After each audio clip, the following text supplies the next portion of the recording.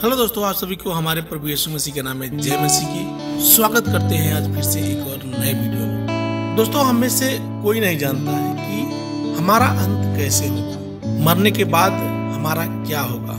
Suppose that मान लीजिए यदि कोई व्यक्ति जान भी ले तो वो क्या कर सकता है। मान लीजिए अगर कोई व्यक्ति है, उसको पता है कि जब मैं मरूंगा तो मेरे साथ ऐसा ऐसा होगा, ऐसा किया जाएगा, तो क्या वो अपने लाइफ स्टाइल को बदलकर अच्छे अच्छे काम करके वो परमेश्वर से अपना पाप क्षमा करवा सकता है? बिल्कुल नहीं। वैसे ही मान लीजिए कोई व्यक्ति है और उसके पास खूब सारा धन दौलत है, पैसा है, नाम है, शोहरत है, तो वो भी तो कभी मरेगा ना। ऐसा नहीं है कि वो अमृत का घड़ा पी कर आया है और वो कभी मरेगा ही नहीं, वो हमेशा के लिए अमर हो गया है। नहीं मेरे प्रियो, इस दुनिया में जो भी जन्म लिया है, जिसने भी जन्म लिया है, सभी क्या है?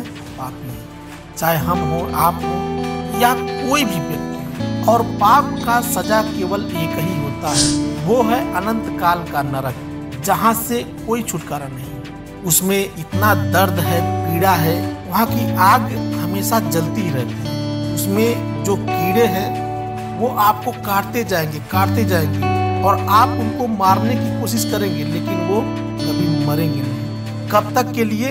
हमेशा के लिए। आप उसमें से फिर निकल नहीं सकते, क्योंकि आपका न्याय हो चुका है। प्रभु यीशु मसीह आपका न्याय कर चुके हैं। इस पृथ्वी पर जो भी जन्म लेता है, मैंने बताया ना कि जब तक वह व्यक्ति जीवित है तब तक के लिए उसको मौका है अपना मन फिराव करके प्रभु यीशु मसीह पर विश्वास करने का। यदि वो यीशु मसीह को अपना परमेश्वर नहीं मानता है और उस पर विश्वास नहीं करता है, तब तक के लिए वो पापी है। और पाप का क्षमा उसको तभी मिल सकता है जब वो यीशु पर विश्वास करेगा और परमेश्वर के वचन बाइबल के अनुसार चलने को तैयार हो जाए। यही कंडीशन है और यही शर्त है मेरे। चाहे वह व्यक्ति किसी धर्म का हो, किसी जात का हो, या कोई भी व्यक्ति क्यों ना हो, आपके मन में ये है कि बाइबल झूठ है, बाइबल एक करप्ट किताब है, बाइबल बदल चुका है, तो आप आज से 2000 साल पहले का इतिहास देख सकते हैं, क्योंकि इतिहास कभी झूठ नहीं बोलता है, इतिहास हमेशा सच होता है। तो बहुत सारे ऐसे एविडेंस हैं, सबूत हैं, जो कि आप खुद यदि चाहें तो बाइबल को गलत साबित नहीं कर सकते। मेरे प्रियो, बाइबल में जब हम 1 यूहन्ना अध्याय 1 में जब पढ़ते हैं, तो यहाँ यूहन्ना लिखते हैं, वह सृष्टि के आरंभ से ही था, हमने इसे सुना है, अपनी आंखों से देखा, ध्यान से निहारा और इसे स्वयं अपने ही हाथों से छुआ है। हम उस वचन के विषय में बता रहे हैं जो जीवन है। यहाँ यूहन्ना किसके बारे में लिख रहे हैं? प्रभु यीशु मसीह के बारे में। यहाँ लिख रहे हैं, हमने उसे देखा, ध्यान से निहारा, स्वयं अपने ही हाथों से छुआ और उस वचन के बारे में बता रहे हैं जो जीवन है। आगे पढ़ते हैं, उसी जीवन का ज्ञान हमें कराया गया, हमने उसे देखा, हम उसके साक्षी हैं और अब हम तुम लोगों को उसी अनंत जीवन की उद्घोषणा कर रहे हैं जो पिता के साथ था और हमें जिसका बोध कराया गया। तो मेरे प्रियो, यहाँ यूहन्ना लिख रहे हैं कि हमने जो कुछ भी देखा, जो कुछ भी सुना, हम ये जो पुस्तक में लिख रहे हैं ये झूठ नहीं लिख रहे हैं। यीशु मसीह सचमुच का परमेश्वर था और हम उसी के बारे में आप लोगों को बता रहे हैं। अब यहाँ पर बहुत सारे लोगों का सवाल उठ सकता है कि भैया ये आपके बाइबल में लिखा हुआ है तो हम क्यों माने, आप भी उस पर विश्वास करिए। लेकिन मेरे प्रियो, मैं आपको बता दूं कि बाइबल किसी एक जात या किसी एक धर्म के लिए नहीं है। परमेश्वर के लिए तो सभी उसके बच्चे हैं, चाहे वो किसी भी जात या किसी भी धर्म या किसी भी रीति रिवाज को क्यों न मानते हो। और वो परमेश्वर चाहता है कि आप नाश न होने पाए। वह परमेश्वर बार बार चिल्ला कर यही पुकार रहा है कि मेरे बच्चों, तुम लोगों के लिए मैंने अपना बलिदान दे दिया है, अपना लहू बहा दिया है, तुमको अब नरक जाने की आवश्यकता नहीं है, क्योंकि तुम लोग मेरे बच्चे हो, मैंने तुम्हें रचा है, मैंने तुम्हें बनाया है। तो भला कोई पिता अपने बच्चों को जलते हुए आग के कुंड में कैसे झोंक सकता है। चलिए एक कहानी सुनाता हूँ मैं आपको। एक लड़का था और उस लड़के के पास एक कार था और वो अपनी कार को चलाते हुए रोड पर जा रहा था। तभी रास्ते में एक व्यक्ति का एक्सीडेंट कर देता है। अब उसके आगे पीछे बहुत सारे लोग इकट्ठे हो गए।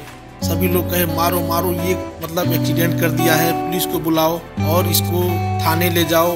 तो कुछ देर के बाद पुलिस आती है और उसको थाने लेकर जाती है और थाने से वो मामला कोर्ट में चला जाता है। भाई ये होता है ना कि कोर्ट जैसा न्याय करेगा उसके हिसाब से इनको सजा दिया जाएगा। अब इन भाई साहब को कोर्ट में घींच कर ले जाया जाता है। तो जज उनका मुकदमा सुनते हैं और कहते हैं भाई तुम तो गलती किए ही हो और दूसरे उसके परिवार वाले भी भूखे मर जाएंगे, तो तुम्हें 2 लाख रुपए का मैं जुर्माना ठोकता हूँ। तुम 2 लाख रुपए दो तब तुम्हें यहाँ से छुटकारा मिल सकता है, नहीं तो तुम जाओगे जेल और वहाँ पे तुमको सड़ना पड़ेगा। अब इस लड़के के पास पैसे तो थे नहीं, उसके पास बस एक ही ऑप्शन था कि अब जेल जाना। अब उसके बाद देखिए क्या होता है। उस लड़के को यही लग रहा था कि अब से मुझको छुटकारा मिल जाता, मैं आज के बाद कोई गलती नहीं करूंगा, मैं कभी गाड़ी ही नहीं चलाऊंगा ताकि किसी का एक्सीडेंट हो सके। अब जाओ जेल में, सड़ो हमेशा के लिए। अब पुलिस वाले इसको खींच कर ले जाते हैं जेल में डालने के लिए। अब ये हाथ पैर जोड़ता है कि मुझे छोड़ दो, मुझे जाने दो, मैं आज के बाद कभी ऐसा नहीं करूंगा। अब उस बच्चे की तड़प को जज साहब देख रहे थे। उन्होंने तुरंत अपने कुर्सी से उतर कर आया, अपना चोगा उतारा और 2 लाख रुपए का चेक काट कर दे दिया ताकि जिसका एक्सीडेंट हुआ है उसके परिवार वालों का मदद हो सके। मैं आपसे एक सवाल पूछता हूँ कि आखिर जज ने ऐसा क्यों किया? क्योंकि वो जज उस लड़के का पिता था। जी हाँ मेरे प्रियो, वो जज जो है उस लड़के का ही पिता था। वह जज नहीं चाहता था कि मेरा बच्चा जेल में जाए और हमेशा के लिए दुख और परेशानी उठाए। ठीक उसी तरीके से मेरे प्रियो हमारा परमेश्वर प्रभु यीशु मसीह जो आज से 2000 साल पहले इस दुनिया में आया था, हम पाप में मरे हुए थे, मरने के बाद अनंत काल के नर्क में जाने वाले थे और प्रभु यीशु मसीह ने आकर उस पाप का भुगतान कर दिया। जो पाप का सजा हमें मिलने वाला था उसका न्याय चुका दिया।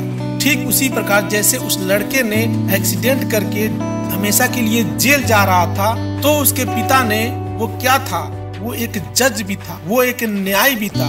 उसने अपने बेटे का दर्द देख नहीं सका और उसने अपने बेटे को बचाने के लिए तुरंत 2 लाख रुपए का भुगतान कर दिया और उसका बेटा जेल से रिहा हो गया, छूट गया। बाइबल सिखाता है कि हमारा परमेश्वर न्याय परमेश्वर है, वो किसी को बिना न्याय किए हुए स्वर्ग लेकर नहीं जा सकता।